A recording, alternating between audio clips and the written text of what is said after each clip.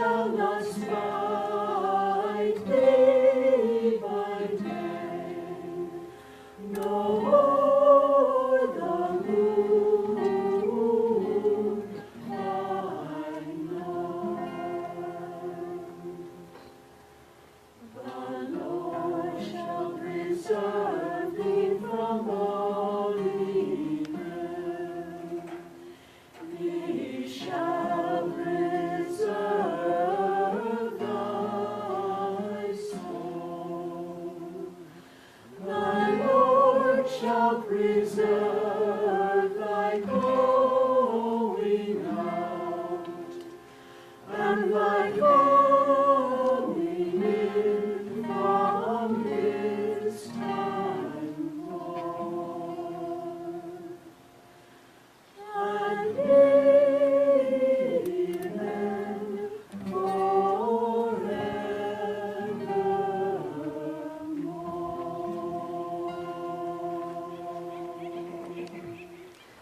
Week 35. Who are the true Christians? Truth is one and eternal. Realize oneness with it in your deathless self within. The following commentary is based on the teachings of Paramahansa Yogananda. Jesus Christ said in chapter 10 of the Gospel of St. John, "All that ever came before me are thieves and robbers, but the sheep did not hear them." Many Christians, not surprisingly, quote this saying in condemnation of other spiritual teachers, not only the Old Testament prophets, but also Buddha, Krishna, and others who lived before Jesus, as well as any who came after him. Yet Jesus himself said in St. Matthew chapter 5, "Think not that I am come to destroy the law or the prophets. I am not come to destroy, but to fulfill." Now here do we find Jesus condemning or even gently criticizing other spiritual masters. His criticisms were reserved for worldly attitudes and for those hypocritical Pharisees who had allowed religion to become for them a pretense.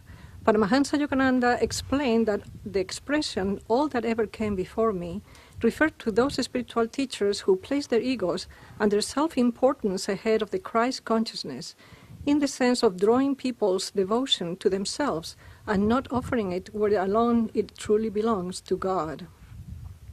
Yogananda himself was very firm in this regard. For example, he never spoke of anyone as his disciple. Instead, he always insisted, "They are God's disciples. God is the Guru, not I." Ego is a way station on the soul's journey towards enlightenment. The soul is first trapped in lower bodily forms. Slowly it evolves to the human level, at which point self-consciousness appears. Only in human form can self-consciousness transcend material form altogether, including the lower identity of ego consciousness, and discover the true divine self within. Self-consciousness manifested as ego is an incentive to deliberate self-development. Later in this process of development, however, the ego becomes an obstruction. Inevitably, new spiritual aspirants do not emerge effortlessly from the vortex of ego consciousness. Desire must be offered up resolutely and ever more wholeheartedly on the altar of infinity. It is a gradual process, and few even among those seek to help others are free of ego. If, however, their motive in teaching is not to serve, but to be served, they deserve a severe reprimand, as Jesus gave them. For the direction of development is no longer upward, but downward. In the name of giving up desire, they are creating new ones. As it says in the Bhagavad Gita, in the 3rd chapter, desire obscures even the wisdom of the wise. The relentless foe it is, a flame of never quenched. Intellect, mind, and senses, these combined are referred to as the seat of desire. Desire, through them, deludes and eclipses the discrimination of the embodied soul.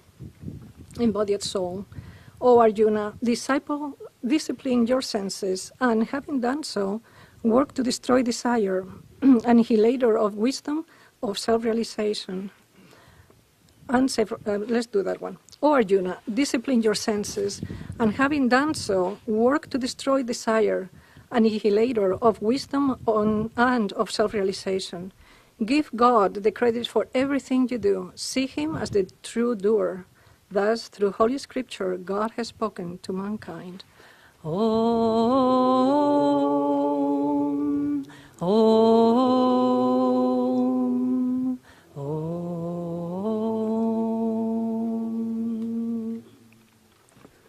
Welcome everyone to Sunday service. My name is Peter. This is my wife Marga. We're very happy to share Sunday service with you this morning, and a special welcome to all those worshiping with us as visitors and guests today. I'd like to start with a reading from Whispers from Eternity, Book of Prayer Demands by Paramahansa Yogananda. This is his poem, Shadows. Beds of flowers or veils of tears, dewdrops on buds of roses, or miserly people as dry as desert sands, the little running joys of childhood, or the stampede of wild passions, the ebb and flow of laughter, or the haunting melancholy of sorrow, the will-o'-the-wisp of desire, which leads men only from mire to mire, the octopus grip of self-complacency, time-beaten habits, the first cry of the newborn babe and the last sigh of death, the bursting joy of good health, or the cruel ravages of disease. These all are but shadows, seen by us on the cosmic mental screen. Shadows, naught but shadows. Yet shadows have oh so many shades, for there are dark shadows and there are light shadows, and thus it is we see even shadows may entertain. Yogananda in his teachings often included lessons to us about the problems of teachers or gurus drawing people to themselves. If you remember, in the autobiography, he included a couple of chapters in the beginning about his childhood, one where he talked about the perfume saint, where his friends were all excited to go see another saint, and he was a little skeptical, and he went up to see this saint, and it was the saint who had the power of producing whatever perfume he wanted, either out of somebody's hand or out of another flower. And he was surrounded by devotees, and the devotees were all telling Yogananda, look, our master, he can do these wonderful things and bring people to God through this. And the part I loved is that, and the intelligentsia of Calcutta many of them are among his followers. But Yogananda, of course, would have none of that. And he went right up to the saint and he said, how long did it take you to learn this? He said, 10 years. 10 years you've been wasting your time trying to do something that I can spend a couple rupees in a perfume shop and maintain the same thing. And he went on to gently reprimand the saint. And he left and he said, no, that's not my guru. I haven't found him yet. And there was another story that Yogananda didn't include in the autobiography, because many stories of his childhood, he didn't want to draw attention to himself. If you look at the autobiography, he's really talking about many other people, especially the masters of this path. But there's another book written by his brother called Mejda, which is wonderful. It has many wonderful stories in it. And there's one in there that shows even a little bit stronger from this avatar who had come into this world and was actually correcting saints or masters who were much his senior. They weren't really masters, perhaps. So this took place when, after he had tried to flee to the Himalayas, he was probably about, 13, 14, maybe 15 years old. And his brother Ananta, as it says in the autobiography, had caught him and was bringing him back. And Ananta had hatched out a couple of plots. One is written about in the autobiography. It said he was going to take him to these pundits, and they were going to disabuse him of the notion that he should be a sannyasi. But there was also another part that wasn't written about in the autobiography, and that Ananta took him to another saint in Benares, and he said, I'm taking you to a God-realized master. You can find your guru right here in Benares. You don't need to flee to the Himalayas.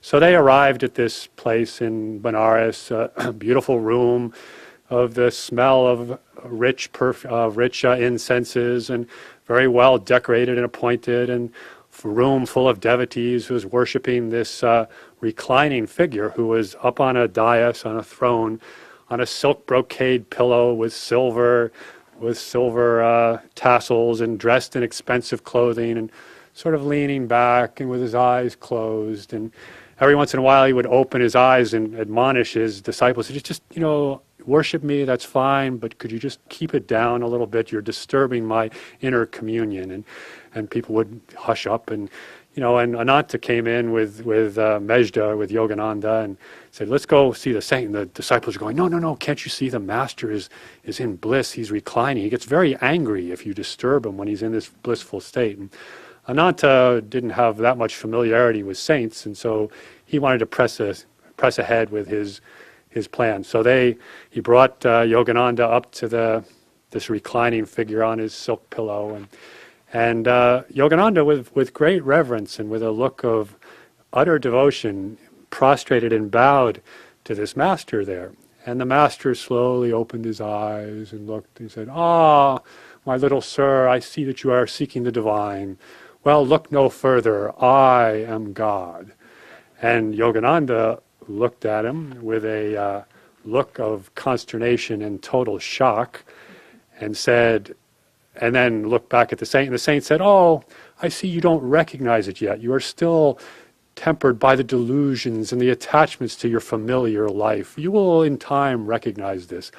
And Yogananda, with great firmness but with reverence, said, "Dear soul, do not ever call yourself God. No one can be called God. As the wave is about a bulge of the ocean, the wave cannot say, 'I am the ocean.'" And he went on and delivered quite a long sermon to this saint about his delusion that he was under of drawing all this devotion to himself, all these people worshiping him, saying that he was God. And then Yogananda turned and started to walk out of the room. And one must say that this man truly was a great saint. He wasn't realized yet, but he did have the true knowledge, because he got up and he said, and he came after Yogananda and he said, "Oh, thank you, sir. You have broken me up from a great delusion. You have forced me to see the error of my ways." And Yogananda said, "You are truly great, sir, because you are able to admit these faults in front of your own disciples." And this saint went on to become a great teacher and a great guru, but it was young Yogananda who brought him out of that delusion. And it's easy to get caught in that trap. After all, as Yogananda said, you're not really safe. No one's really safe until they're in nirvikalpi samadhi. Well, there aren't too many people that are made it to nirvikalpi samadhi. You can still fall unless you're in that highest state. And he said that of the saints that he talked about in the autobiography, only the masters of self-realization of this path and two other saints, Ram Gopal Muzumdar and Swami Pramadananda, were fully realized of all those other saints. And it's very difficult to attain that. And Yogananda, even Yogananda in that state, as it says in the readings, he never referred to people as his disciples. Someone came up to him and said, "Is it true, sir, that your first disciple in America was Dr. Lewis from Boston?" And Yogananda said, "I have no disciples. They are God's disciples. God is the guru." And again, there was another story that I think Swami recounts it in the Path, where Dayamata came to the ashram living with Yogananda, a very high soul, and she said she received teachings from Yogananda, and he was really taking her on. And she looked to him as something of a father, of really a guiding, true, loving soul. But Yogananda perceived at one point that she was getting too close to him as a person, too close to the personality, and he withdrew a little bit. He became much more impersonal. And this was very, very difficult for Dayamata until at one point she prayed and prayed about it and finally realized what the master was trying to teach her. He said, "Don't look to this body, don't look to this form, this teacher, look to God. That's what's behind me, that's where this is coming from." And we also have the example here right with us now of Swami Kriyananda, and how he said often, he said, I'm not a realized teacher. I'm not here to be the guru. I'm here to guide you. I'm here to be your spiritual friend. And he puts out in some of his teachings, how can you discern what is a true teaching? How can you discern if there's somebody who's drawing devotion to themselves rather than giving you a true teachings? He said, if you're sensitive enough and you approach the teacher inwardly and calmly, if it's a true teacher, if it's one of some self-realization who is really trying to give and do the best they can, you'll feel a calmness, a peace. You'll feel an upliftment in the heart. If, on the other hand, the teacher is one who may be incredibly intellectually clever, a very great speaker, be able to give forth great discourses on the teachings, but if they don't have that inner attunement to God, if they're if there's the ego sense there, what you'll feel in your heart is uneasiness. You'll feel little ripples. You'll feel that this isn't, a little agitation. So that's the way you can look at these teachers. And I thought about that when I read that, and I thought back in my life, and I've had the fortune of traveling some and meeting other spiritual teachers, sometimes the disfortune or the misfortune of meeting some other spiritual teachers. But anyway, I thought back about that sense of calmness, and my mind went back to once when Marga and I had the good fortune of visiting Mother Teresa in Calcutta. And we just went by ourselves. We were in Calcutta, and we found in a busy section of Indian city, we found this nondescript building where she had her headquarters. And we were able to go in, and they welcomed the public in when Mother Teresa came out and during the Mass. And I'm not Catholic, and I've been to a number of Masses, as Marga, my wife, is Catholic, and so we've attended Masses when we've been visiting the family. And I can't say as the Mass has ever been something that's been particularly meaningful to me. But when we came into the presence of Mother Teresa, who was in this Mass, and the way she held the host, and the way she offered that host up, and just she didn't say anything, she didn't give any discourses, she didn't even relate to the people around her. She just came up and worshipped, and the devotion was palpable in the heart, and you could say, wow, this person is a saint. And another time in India, I remember also Swami Chidananda. Chidananda he recently passed away. He was the successor of Swami Shivananda at the Divine Life Society. And he took on the reins of that organization. He's a good friend of Swami Kriyananda's as well, and they get together at various times. But we also spent time at the Divine Life Society ashram. And you could, there were many senior swamis there, some of whom were in charge of whether you could come and live at the ashram or not, or whether you could come as a guest, and some were in charge of various pujas. And again, it was a somewhat foreign scene to me. I mean, it seemed we had a neighbor in the ashram, a couple who insisted on doing puja at 4:30 in the morning at very loud voices with not necessarily the melodic singing that we've come accustomed to here in the West. And it was like, oh, what is this? But then we went to a satsang with Swami Chidananda, and he was actually speaking in Hindi, which I don't speak, but you could, again, as we walked in, you could feel the calmness in the heart. You could feel this is a man of true devotion, a true teacher. And we just sat there and communed with those words, not mentally, but just in the heart. And it was a very dear experience to us. And again, applying those same standards to our own community's founder, Swami Kriyananda. When I found myself in his presence, or just being able to meditate, or just in a lecture where he's talking about one thing or another, you can feel that calmness. You can feel things are being taken away. You can feel there's a sincerity there. And Kriyananda has said, I only have really two desires in this life. The desire to find God, and the desire to help other people find God. And he's really put himself out there, as his guru wanted him to do, in being a true disciple and trying to help us find God.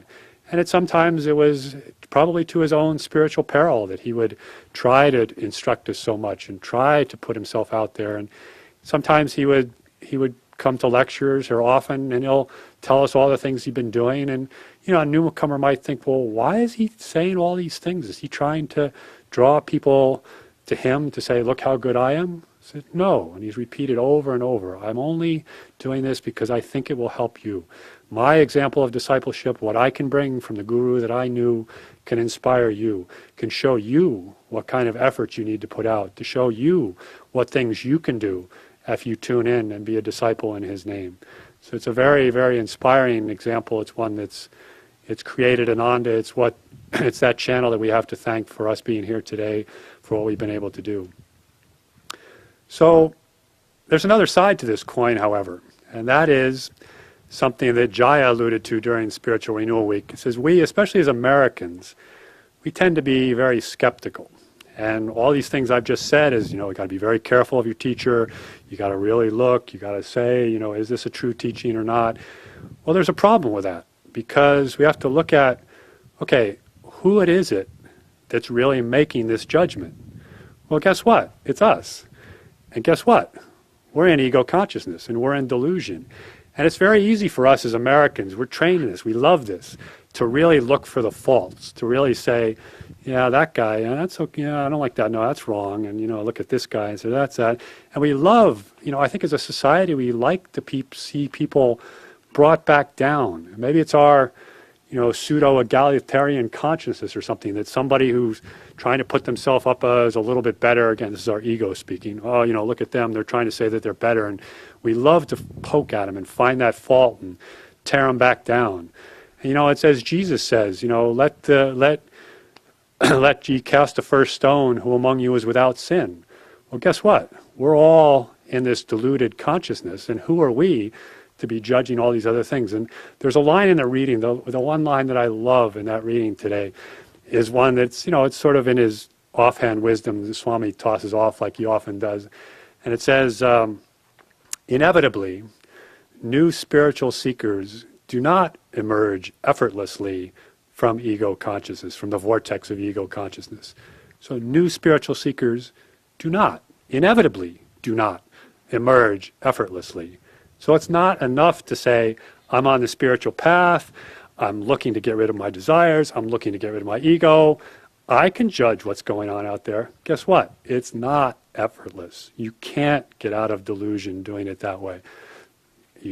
We're stuck. And that's a good lesson to us, because I think we need to say, well, God is in everything. Divine Mother is all around us. There are many, many teachers out there. There are many things that are trying to teach me how to be a better devotee, how to get out of ego consciousness. My friends around me. Because think of yourself for a minute.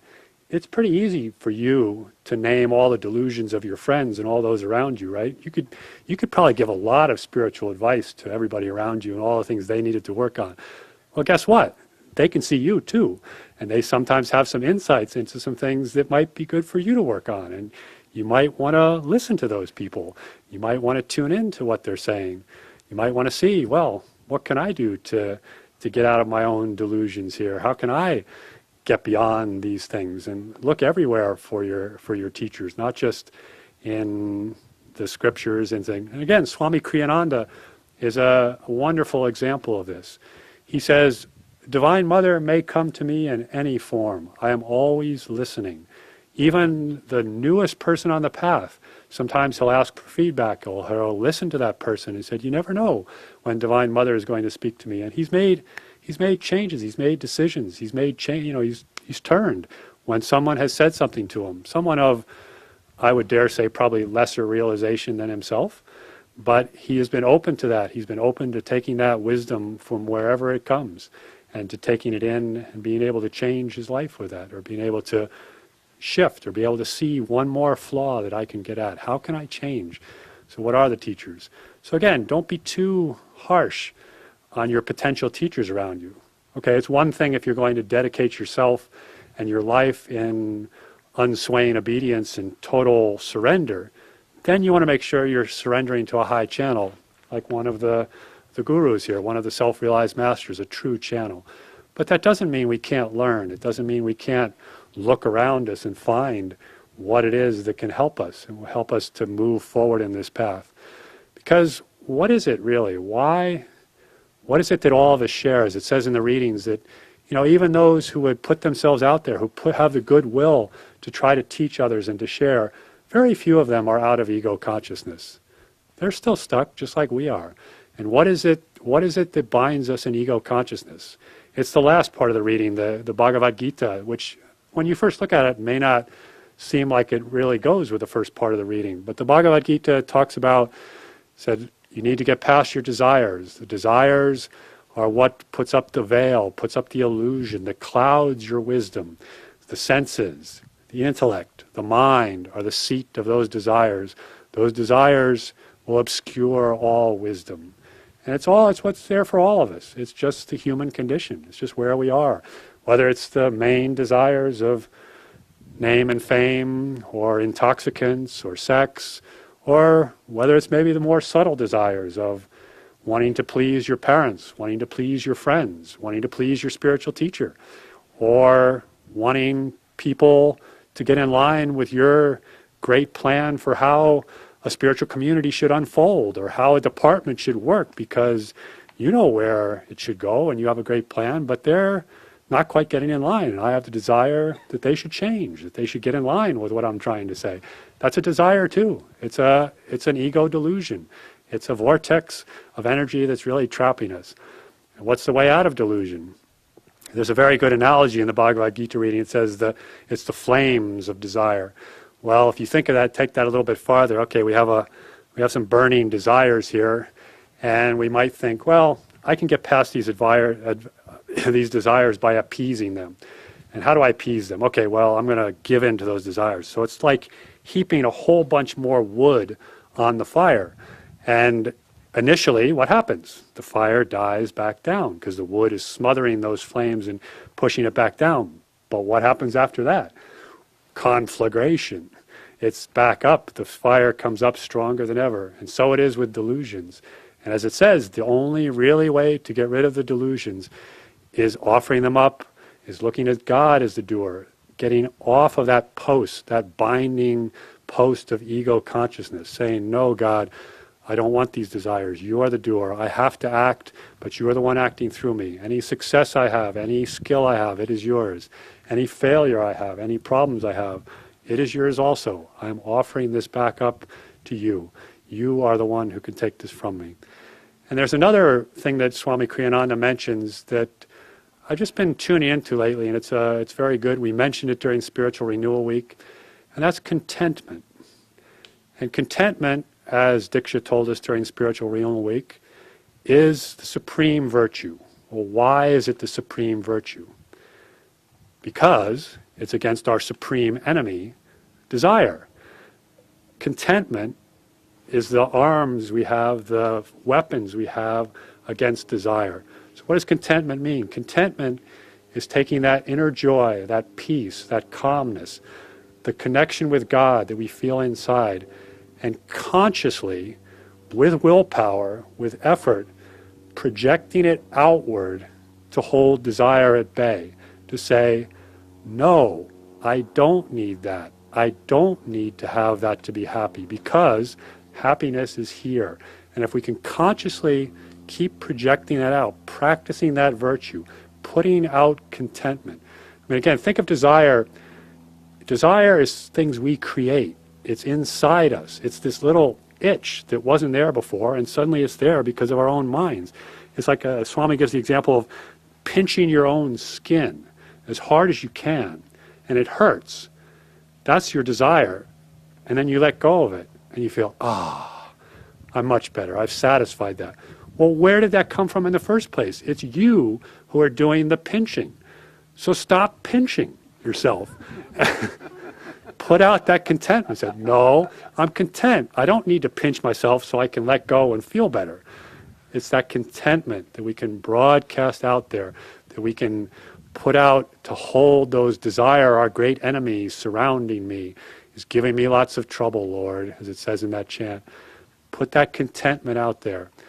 And how do you do that? Well, again, I was thinking about that, and for me, it comes back to tuning into those times when we've really deeply experienced that contentment.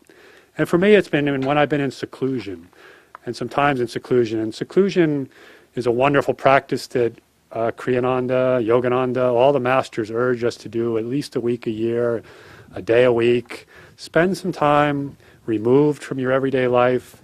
Let your desires stay where they are, on the bookshelf, in the internet, on the bill-paying desk, and go off somewhere just to be with God. Meditate more, read spiritual teachings, tune in. And there's times when I always like to go to the meditation retreat. It's my favorite place for seclusion. The vibrations there, the simplicity there, the temple there. And there's just been times when I've been able to walk out of the temple and I just feel contented. Nothing is there going to disturb you. You're just in your heart, you're just in one with nature, just walking. And going back to that feeling, I can't keep that all the time. It shows what's possible. When you're in seclusion, you can feel that and tune into that. But having touched it, you can go back to it. And when desire, your great enemy, starts howling at you, project a little contentment out there. Go back to that time when you were in that deep place in seclusion, or when you were feeling that bliss after a meditation, and project that outward, because it really is those desires that bind us. Those really is that vortex of ego consciousness is made up of all kinds of desires. And all the teachings and all the intellectual study isn't going to get you out of that. You have to, as Swami says, you have to actively resist those desires, actively seek to annihilate those. And of course, meditation, Kriya, the grace of God are all part of that, but it takes a conscious effort on our part to get rid of those desires. Thank you very much. I call you my Lord, long I call you. Many years I have longed for your sight. Bathe the darkness with tears of devotion, offered candles in prayer to your light. How much longer, friend, must I cry your name? I am yours, ever yours. Will you come? Long I call you my Lord, long I call you. Many years I have longed for your sight. Bathe the darkness with tears of devotion, offered candles in prayer to